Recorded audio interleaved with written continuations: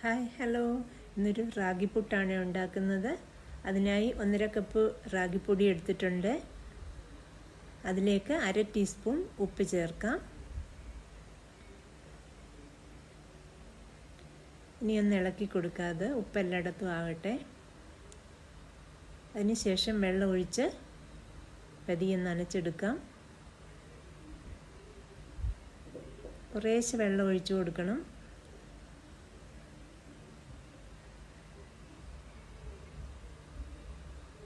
കുറച്ചും കൂടി വെള്ളം ഒഴിക്കാം. കുറേശ്ശെ വെള്ളം ഒഴിച്ച് നനച്ചെടുക്കണം. ആദ്യമേ കുറേ വെള്ളം കൂടിപ്പോയാൽ കട്ടയായി പോകും.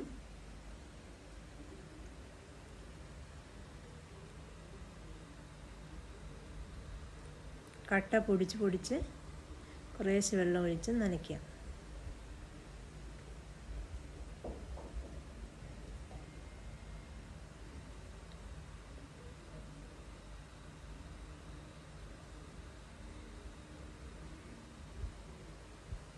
പൊടിയെല്ലാം നനയണം. അപ്പോൾ കുറച്ച് വെള്ളം കൂടി ഒഴിക്കാം.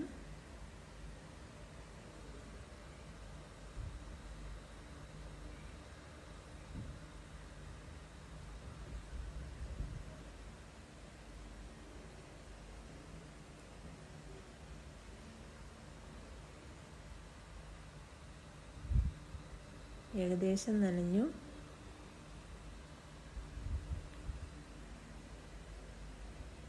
കുറച്ചുകൂടി വെള്ളം ഒഴിക്കാം.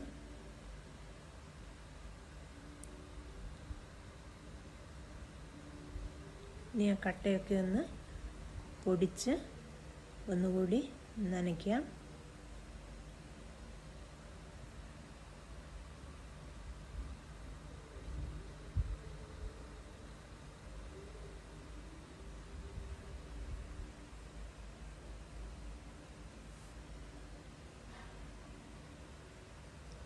പുട്ടുപൊടി ശരിയായി നനഞ്ഞിട്ടുണ്ട്.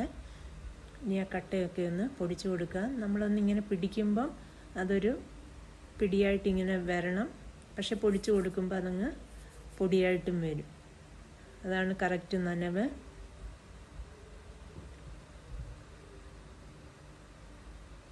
ഇങ്ങനെ പിടിക്കുമ്പോൾ അത് പൊടിഞ്ഞു പോകുന്നുമുണ്ട്.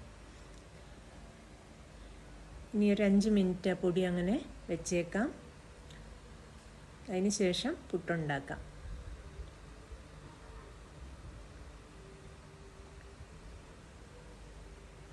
അപ്പോൾ കട്ടയൊന്നുമില്ല.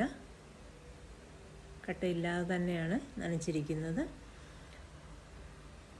ഇനി അതിനാവശ്യമായ നാളികേരം തിരികെ എടുക്കാം. നാളികേരം തിരികെ വെച്ചു. ചെറിയ പുട്ടുമേക്കറിലാണ് ഇത് ഉണ്ടാക്കിയെടുക്കുന്നത്. അപ്പോൾ കുക്കറിൽ വെള്ളം വെച്ച് തിളപ്പിക്കാനായിട്ട് വെക്കാം. കുക്കറിൽ ആവി വന്നതിന് ശേഷം മാത്രമേ പുട്ടുണ്ടാക്കാവൂ.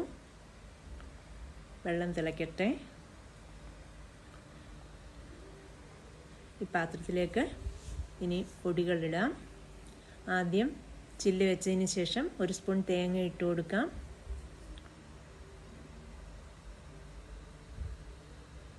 തേങ്ങ തിരികെ ഇട്ടു. അതിനുശേഷം പുട്ടുപൊടി അതിലേക്കിടാം.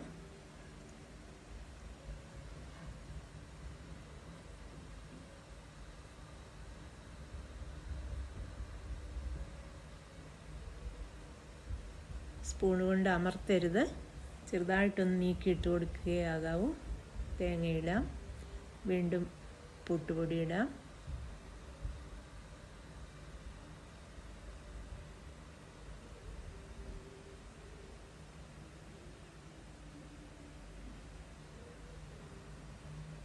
പാത്രത്തിൽ ഒട്ടിപ്പിടിക്കാതിരിക്കാനായി വേണമെങ്കിൽ ഇച്ചിരി എണ്ണ അതേ തടവിയിട്ട് പുട്ടുപൊടിയും തേങ്ങയും ഇട്ട് കൊടുക്കാം.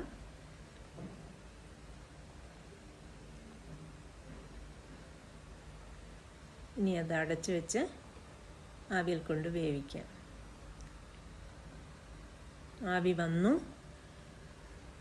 പാത്രം വെച്ചു. ഇനി അത് ആവി വന്നതിന് ശേഷം ഒരു 5 മിനിറ്റ് വേവിക്കാം.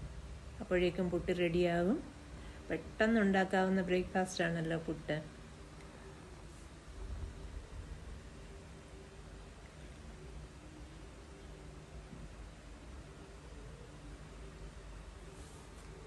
പുട്ട് വെന്തിട്ടുണ്ട്. ഇനി നമുക്കൊരു പാത്രത്തിലേക്ക് അത് മാറ്റാം.